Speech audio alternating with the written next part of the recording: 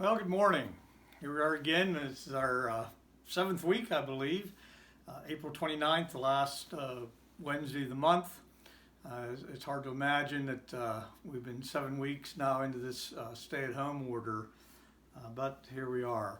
You know, as I was sitting here, I just happened to think that several weeks ago I told you about my phone. What I forgot to mention, and what my daughters always make fun of my wife and I, is the phone has this cord, and they always say that, no one has a corded phone anymore. But I started thinking about that. How many of us have these phones at home, if you still have a landline at all? But how many of you have lost one of these under the couch or in pillows, or maybe you've lost it in the bottom of the freezer or somewhere?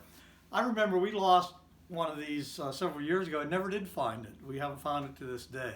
So at least with a cord, I always know where that phone's at, whether they make fun of me or not.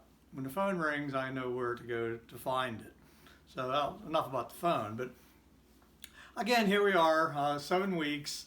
But as we come through this time, I'm starting to notice more people are starting to kind of edge themselves out of their homes a little further. You see a little more traffic on the highways. The stores, not so much are just crowded, but just a general people coming and going all hours of the day. So it seems like people are kind of just, they can't take this any longer, and they're starting to take it upon themselves to go out. And starting this Friday here in Pennsylvania, our governor is going to allow some businesses to slowly reopen with proper guidelines, of course, with the mask and the temperature checks and the social distancing. And then May 8th, more are supposed to start. So we'll see how that all goes. But as we have seen, many communities in our area and throughout the state and throughout the country have already canceled a lot of their summer activities, parades and local festivals and any activity where large crowds may gather. They've already canceled those for the year. So, we're still going to have an impact economically and socially. That we won't be able to, get together as groups and enjoy our summers. And there's many opinions about this, whether we should just jump into getting back to normal right now or wait until more testing is available. But regardless of which side of the fence you're on that issue, I thought of Solomon when he said, "There's nothing new under the sun." And all this is all new to us. We've never lived through this before, and a lot of uncertainties, a lot of anxieties, and just not sure what to do. We find in the 13th chapter of Leviticus where they were kind of going through the same thing. And as we look at that, I'll just read the first few verses here. It says, "The Lord said to Moses and Aaron, when anyone has a swelling or a rash or a bright spot on his skin that may become an infectious skin disease, he must be brought to Aaron the priest or to one of his sons who is a priest. The priest is to examine a sore on his skin, and if the hair in the sore has turned white and the sore appears to be more than skin deep, it is an infectious skin disease. When the priest examines him, he shall pronounce him ceremonially unclean. If the spot on his skin is white, but does not appear to be more than skin deep, and the hair in it has not turned white, the priest is to put the infected person in isolation for 7 days." So here we have a disease that's external, where the corona is more internal, but they were still examining people and putting them in quarantine at this point for 7 days. So here the Lord is talking about leprosy. Anyone that has a rash or swelling of the skin or a bright spot on their skin must be brought to the priest, which was Aaron, or his sons, which were priests, for examination and for testing.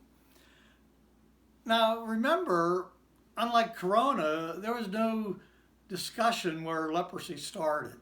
It didn't originate some live animal market or some secret laboratory somewhere. No, leprosy, God himself brought it in because of sin. And we look at the 4th chapter of Exodus, Oh, by the way, I got a nice bookmark here. This is Colton back in 2017 when he graduated from the State Police Barracks, or the State Police Academy. So I keep that in my Bible. But anyways, in the 4th chapter of Exodus, this is when leprosy first enters into the scene, and this is the Lord talking to Moses when he told Moses to go talk to the Pharaoh and go talk to the Israelites, and Moses said, "What if they don't believe me? What if they don't believe that you're sending me?" So this is God talking in verse 6, chapter 4. He said, "Then the Lord said, 'Put your hand inside your cloak.' So Moses put his hand into his cloak, and when he took it out, he was leprous like snow. 'Now put your hand back into your cloak,' he said. So Moses put his hand back into his cloak, and when he took it out, he was restored like the rest of his flesh." So God brought leprosy at this point, but he used it against the Israelites and others for the sin that they performed against him. So in the 13th and the 14th chapter of Leviticus, it explains this lengthy process of being examined and quarantined and then re-examined. If the priest who quarantine you for 7 days, re-examine you. If you failed that test, he'd quarantine you for another 7 days.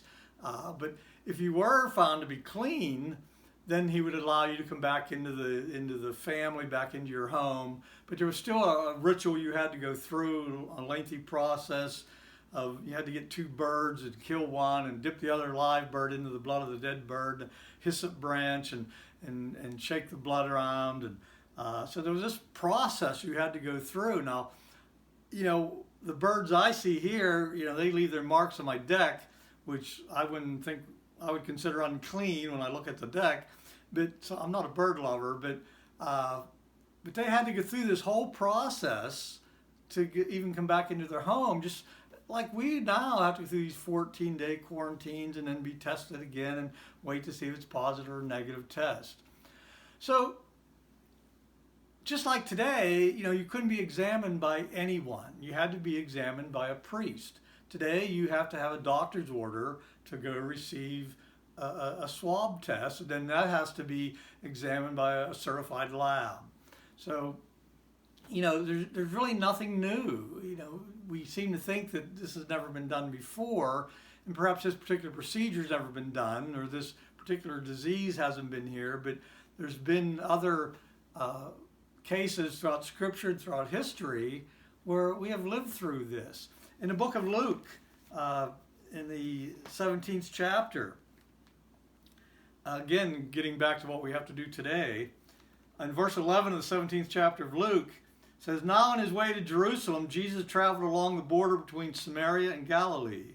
As he was going into a village, 10 men who had leprosy met him. They stood at a distance and called out in a loud voice, 'Jesus, Master, have pity on us.'" So they were keeping their social distancing even back then. It tells us they kept their distance. So nothing has changed. It seems like things that went on back then are what's happening today. If you remember some of your history, our country and our world has seen this before to some extent. Everything may not be exactly the same, but the Russian flu of 1889, which came into the United States, it killed 360,000 people throughout the world. It devastated the world. The Spanish flu of 1918, and there still may be a few people alive today that lived through that. They have to be about 102 years old, but they may not remember it, but they lived through it. And that was a terrible flu. In fact, October of 1918 brought America to a standstill. And I remember reading, for everyone now that just hates wearing these masks and think it's awful, in 1918, in October of that year, you could be fined up to $5, which would have been a lot of money in 1918, if they caught you without a mask on out in public. So again, history, this isn't something new that we've never done before. In October of 1918, 11,000 people died in Philadelphia alone. So, this was a massive flu that brought America to a standstill. The Asian flu of 1957, 116,000 Americans died because of that until a vaccination was found.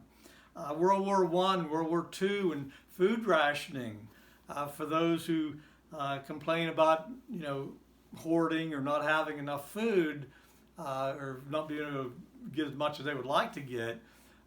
In 1942, they had war ration booklets where you had to have stamps to get sugar and coffee. And I remember seeing some of those. My mother had these sugar stamps. You had to wait in line and show your stamps to get these bags of sugar and coffee. And they had blue points and red points. Blue points were for canned goods and bottled goods, and the red points was for meat and fish. And they said that 91% of Americans were signed up for these ration booklets. So I guess it was the early form of food stamps, but that was 91% of America needed them. So again, as we see these long lines in these food banks throughout our communities and throughout the country, nothing new. There was long lines back then too, waiting to get ration food. You could only get how many stamps you had. That's all you could get. So, we live in a world where we think this is all just happening to us, and we don't see that, these things have gone on since the beginning of time, since back in Exodus and Leviticus, and these things were going on, and all through the history of our country even, so, we get through these times together, there's still a lot of uncertainty and unanswered questions, and a lot of debate and a lot of opinions and a lot of anger in some people. But, these are times we're living in, and we've lived in them before.